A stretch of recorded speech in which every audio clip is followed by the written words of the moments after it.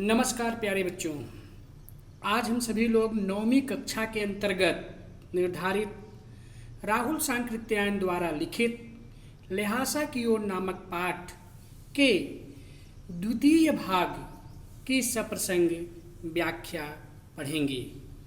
प्यारे बच्चों, अभी तक हमने यह पढ़ा था कि लेखक अपनी तिब्बत यात्रा का वर्णन करते हुए बताता है कि वह जिस रास्ते से नेपाल होकर तिब्बत गया उसी रास्ते से हमारे देश की चीजें तिब्बत जाया करती थी।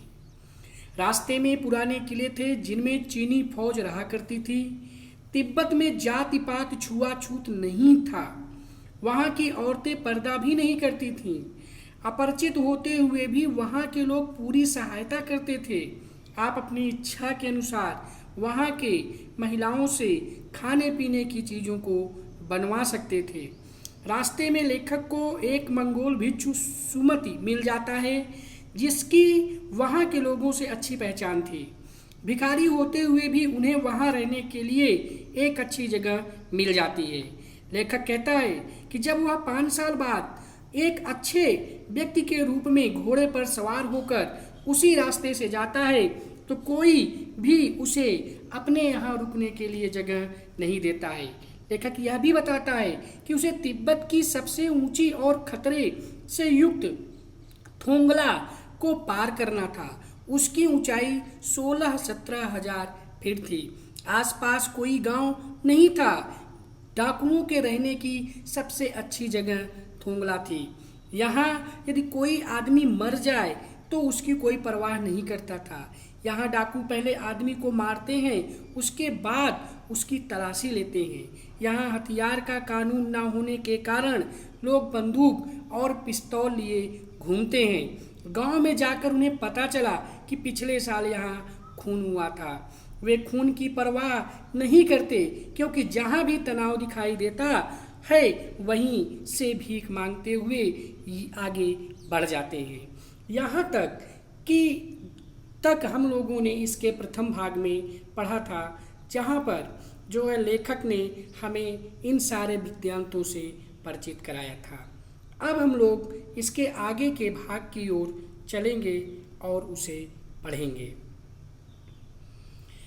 सरकार खुफिया विभाग और पुलिस पर उतना खर्च नहीं करती है। वहाँ गवाह भी तो कोई नहीं मिल सकता है।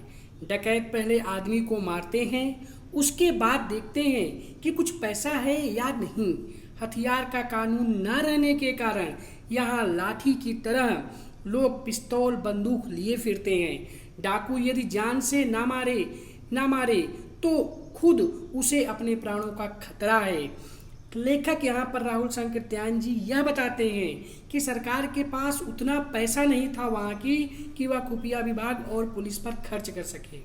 और अगर कोई व्यक्ति किसी को मार डालता था तो उसके साक्ष्य के रूप में कोई गवाह भी नहीं मिलता था। अगर कोई मिल भी जाता था तो जो डकैत होते थे, जो डाकू होते थे वहाँ के, वे उसे पहले मार डालते थे। उसके बाद फिर उसकी तलाशी लेते थे कि उसके पास कुछ है या नहीं। चूँकि हथियार का कानून नहीं था इसलिए हथियार का कानून ना होने के कारण डाकू या वहाँ के जो नागरिक थे वे लाठी की तरह सामान्य रूप से बंदूक और पिस्तौल को भी लेकर के घूमते थे। अगर डाकू को भी इस बात का खतरा रहता था कि अगर वह लोगों को जान से नहीं मारेंगे तो लोग उन्हें मार देंगे, इसलिए उन्हें जो है अपने प्राणों का खतरा रहता था। लेखक आगे बताता है कि गांव में हमें मालूम हुआ कि पिछले साल थोंगला के पास खून हो गया।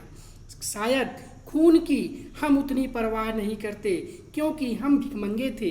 जहाँ कहीं वैसी सूरत देखते टोपी उतार कर जीभ निकाल कर कुची एक पैसा कहते भीख मांगने लगते। लेकिन पहाड़ की ऊंची चढ़ाई थी, पीठ पर सामान लाद कर कैसे चलते, और अगला पड़ाव 16-17 मील से कम नहीं था। मैंने सुमत से कहा कि यहाँ से लंकोर तक के लिए 2 घोड़े कर लो, सामान भी रख लेंगे और आगे बढ़ चलेंगे। प्रस्तुत गद्यांश प्रसिद्ध यात्रा वृत्त महान यायावर राहुल सांकृत्यायन द्वारा लिखित ल्हासा की ओर नामक पाठ से लिया गया है। इस पूरे पाठ में लेखक ने तिब्बत अपनी प्रथम तिब्बत यात्रा के अंश को प्रस्तुत किया है, जिसे उसने 1929 से 30 ईस्वी में नेपाल के रास्ते जब वह तिब्बत गया था उस समय उसने लिखा था। इसमें लेखक यही बताता है कि उसे मरने का कोई डर नहीं था, क्योंकि जहाँ वो हिंसक चीज़ें देखता था तुरंत वहीं पर वह जो है एक भिखारी के रूप में कुची कुची करके अपनी टोपी को उतार कर जीभ को बाहर की ओर निकाल करके भीख मांगने लगता था। लेखक ये बताता है कि पहाड़ की ऊंचाई बहुत ज़्यादा थी और पीठ पर चूंकि दैनिक कार्यों के लिए सामग्री भी लेखक के पास थी, तो लेखक उन सामानों को पीठ पर रख करके 16-17 मील की ऊंचाई पर चढ़ना उसके लिए बस की बात नहीं थी। इसलिए उसने सुमत से कहा कि यहाँ लंकोर तक के लिए 2 घोड़े कर लेते हैं, सामान भी रख लेंगे और आगे इस तरह से बढ़ चलेंगे। इसके बाद फिर दूसरे दिन हम दोनों घोड़े पर सवार होकर ऊपर की ओर चल दिए। डांडे से पहले एक जगह चाय पी और दोपहर के वक्त डांडे के ऊपर जा पहुंचे। हम समुद्र तल से 17-18 हजार फीट ऊंचे खड़े थे। हमारी दक्षिण पूर्व तरफ पूर्व से पश्चिम की ओर हिमालय के हजारों श्वेत शिखर चले गए थे। बीटे की ओर दिखने वाले पहाड़ बिल्कुल नंगे थे, ना वहाँ बर्फ की सफेदी थी ना किसी तरह की हरियाली थी। उत्तर की तरफ बहुत कम बर्फ वाली चोटियां दिखाई पड़ती थी। सर्वोच्च स्थान पर डांडे के देवता का स्थान था, जो पत्थरों के ढेर, जानवरों के सींगों और रंग बिरंगे कपड़ों की झांडियों से सजाया गया था। अब हमें बराबर उतराई पर चलना था। लेखक बताता है यहाँ पर कि दूसरे दिन जब वह घोड़े पर सवार होकर ऊपर की ओर जाने लगा तो जाते जाते वह रास्ते में जब थक जाता है तो वह डांडे के पहले एक जगह पर रुक करके वहाँ पर चाय पीता है और चाय पीने के बाद फिर वह बताता है कि हम चाय पीने ऐसी जगह पर खड़े हैं कि जिसकी ऊंचाई 16-17 हजार फीट समुद्र से ऊपर है और दक्षिण दिशा की ओर हिमालय पर्वत है जिसमें बर्फ पड़ा हुआ है, जिसकी चोटियां सफ़ेद रंग की दिखाई दे रही हैं। और फिर वह बताता है कि भीटे की ओर से देखने पर कुछ पहाड़ ऐसे थे जिन पर बर्फ नहीं पड़ी थी, जो सिर्फ बिल्कुल नंगे थे। और जब वह उत्तर की ओर देखता है तो उसे कम बर्फ वाली चोटियां दिखाई देती हैं। और लेखक ये भी बताता है कि ऐसे उस सर्वोच्च स्थान पर डांडे के देवता का स्थान है, जो पत्थरों के ढेर, सींगों के जानवर और रंग बिरंगे कपड़े की झंडियों से जिनको सजाया गया है। लेखक फिर आगे बताता है कि इसके बाद फिर अब हमें बराबर की उतराई पर अर्थात समतल भूमि पर चलना पड़ा था।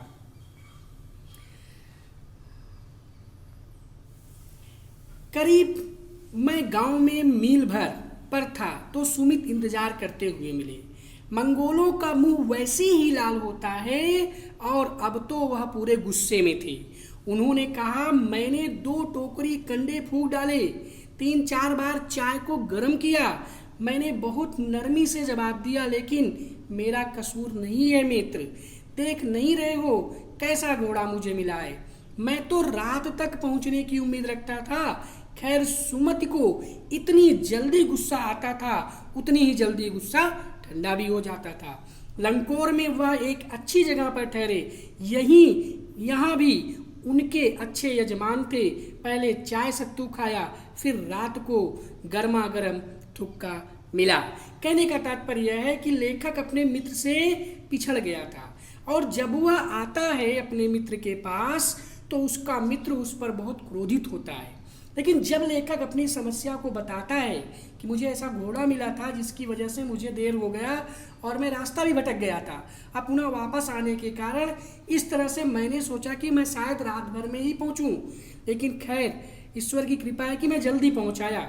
जब इस तरह से लेखक अपनी बातों को बताता है अपने मित्र सुमति से, तो उसका गुस्सा जितनी जल्दी उसको आता था उतनी ही जल्दी उसका गुस्सा ठंडा हो जाता है।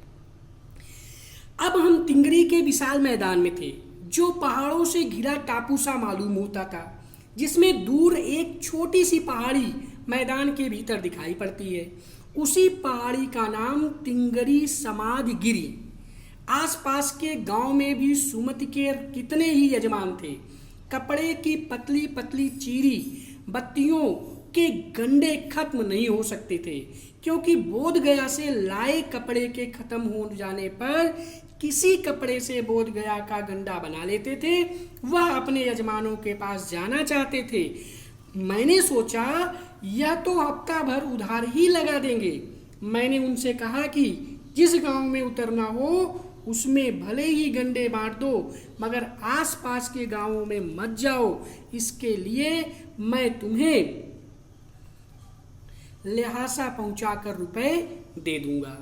कहने का तात्पर्य यहाँ पर लेखक का यह है कि इसके बाद लेखक जो है तिंगरी के विशाल मैदान में पहुंचता है अपने मित्र के साथ, और वहाँ पर वह जो है जब पहुंचता है तो वहाँ उसे छोटी सी पहाड़ी मैदान के भीतर दिखाई पड़ती है, और उसी पहाड़ी का नाम लेखक यहाँ पर तिंगरी समाधगिरी बताता है।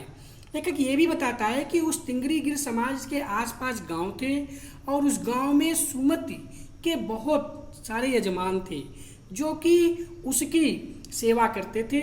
और जो है बोध गया से लाए गए जब कपड़े खत्म हो जाते हैं तो किसी कपड़े तो वे जो है बोध गया के कपड़े से वे गंडा बना लेते हैं। वह अपने यजमानों के पास जाना चाहते थे। मैंने सोचा कि कहने का तात्पर्य यह है कि जो सुमति था वह बोध गया से लाए हुए कपड़ों के जब समाप्त हो जाते थे उसके यजमानों के, तो वह उन कपड़ों के गंडे बना करके अपने यजमानों को देने के लिए जाता था।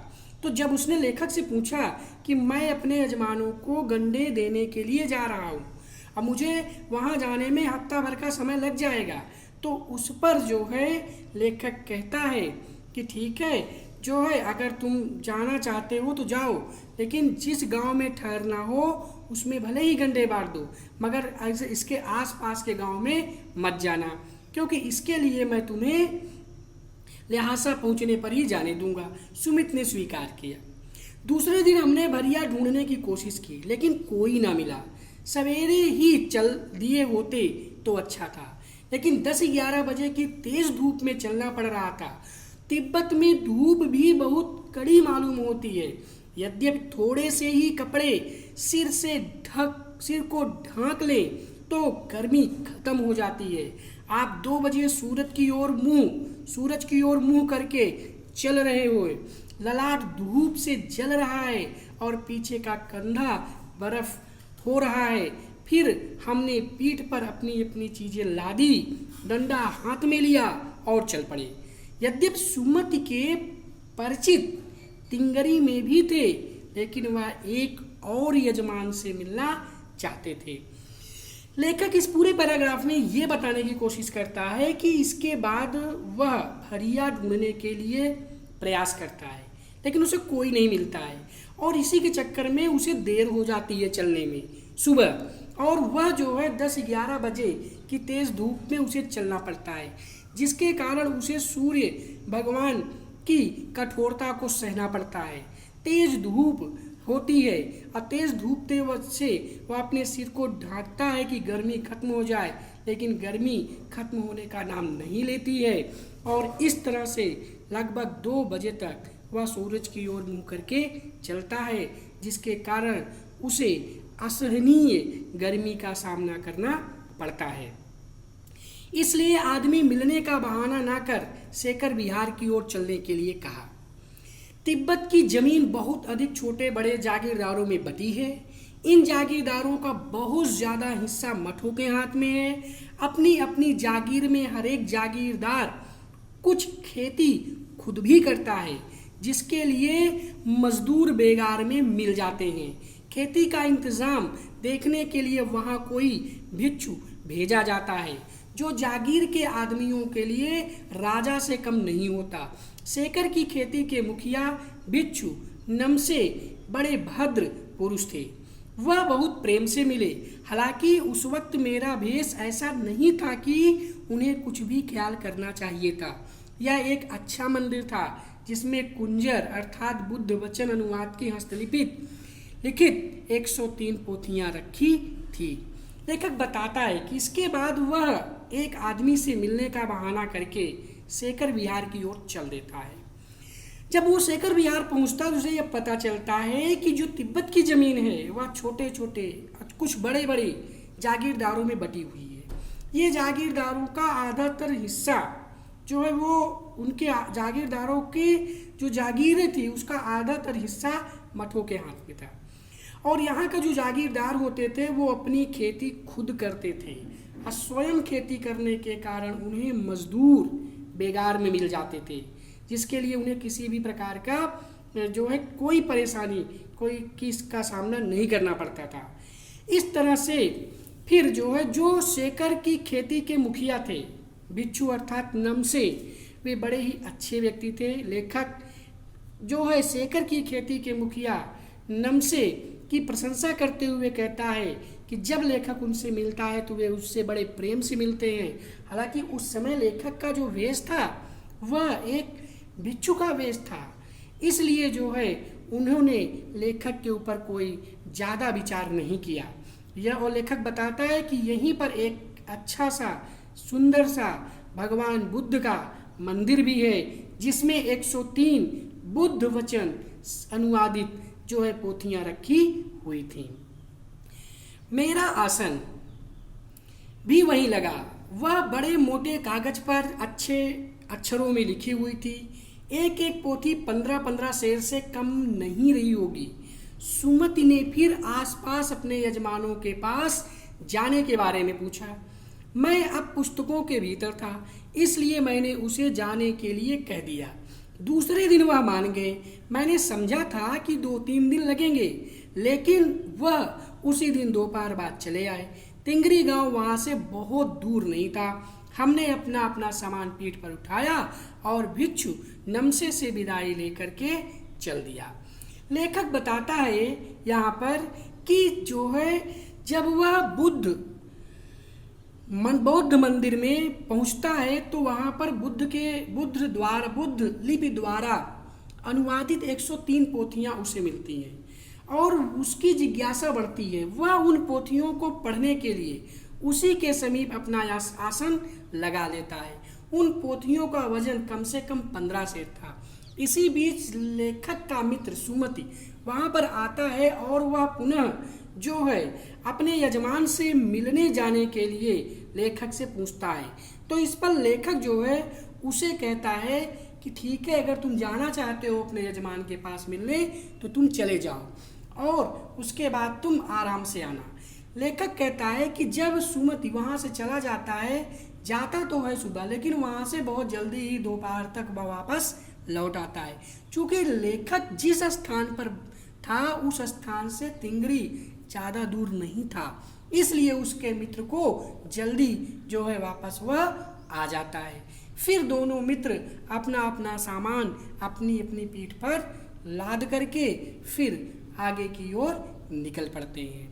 इस तरह से प्यारे बच्चों, इस पूरे पाठ में राहुल सांकृत्यायन जी ने अपनी प्रथम तिब्बत यात्रा के अंश को प्रस्तुत किया है और उन्होंने उस समय की संपूर्ण बातों को यहाँ पर प्रकट करने का प्रयास किया है, जिससे कि वहाँ की सभ्यता और संस्कृति को भारतीयों को पता चले, उन्हें ज्ञान हो। इस तरह से आज हम लोगों ने लिहासा की ओर नामक पाठ के द्वितीय भाग की सप्रसंग व्याख्या पढ़ी। आज के लिए बस इतना ही। धन्यवाद। नमस्कार।